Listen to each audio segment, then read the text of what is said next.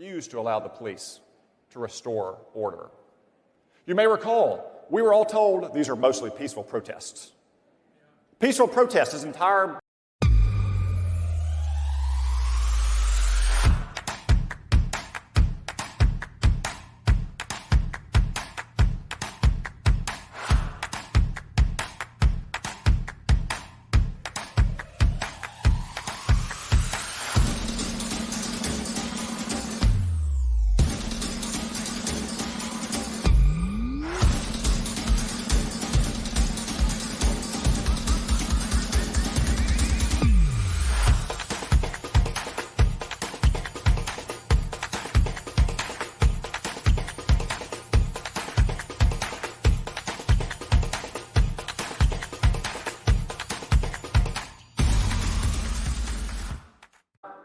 city blocks were burned to the ground.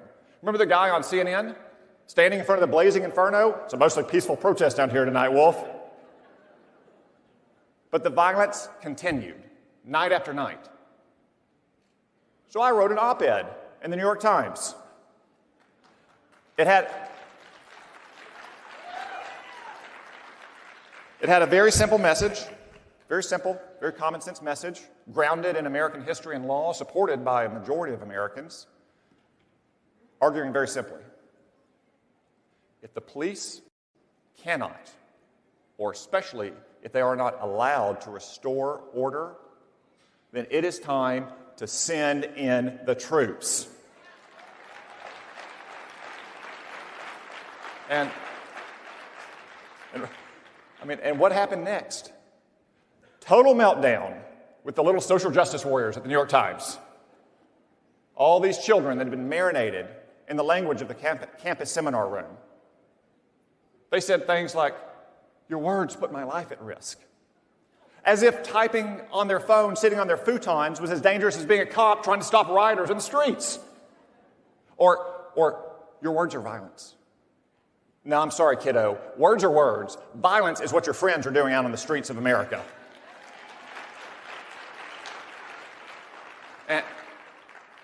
And of course, the New York Times editors, they caved and rolled over and they apologized.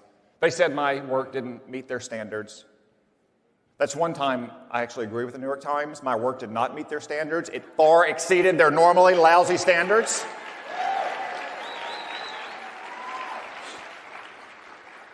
You know, some people on the left even called for me to apologize. So let me say again, I will never apologize for defending America.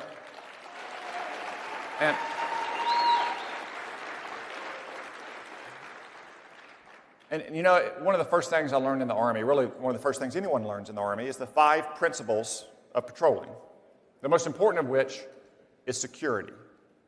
Because if you don't have security, you don't have anything. And security is what our brave police officers bring to our communities every single day across America.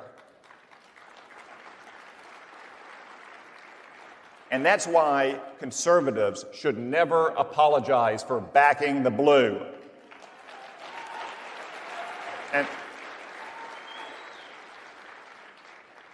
And whether it's a child mob at the New York Times, or a social media mob, or an actual mob in our streets, we will never bend the knee to a politically correct mob ever.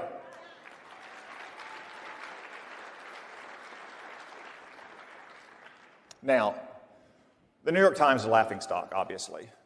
But this is no laughing matter. The Democrats expect us all to surrender, to capitulate.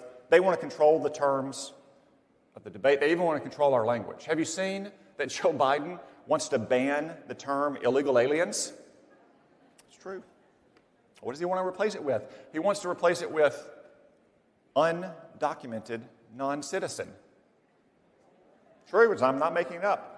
Why are they undocumented? Because they're illegal. It's simple, people. And that's just the tip of the iceberg of their open borders immigration agenda. They want to give amnesty to 15 to 20 million illegal aliens with no strings attached, with voting rights, presumably in time for what they hope will be Kamala Harris's re-election campaign. They have halted deportations for all illegal aliens. Murderers, rapists, terrorists, MS-13 gang members are not being deported. They stopped building a wall on our border, and they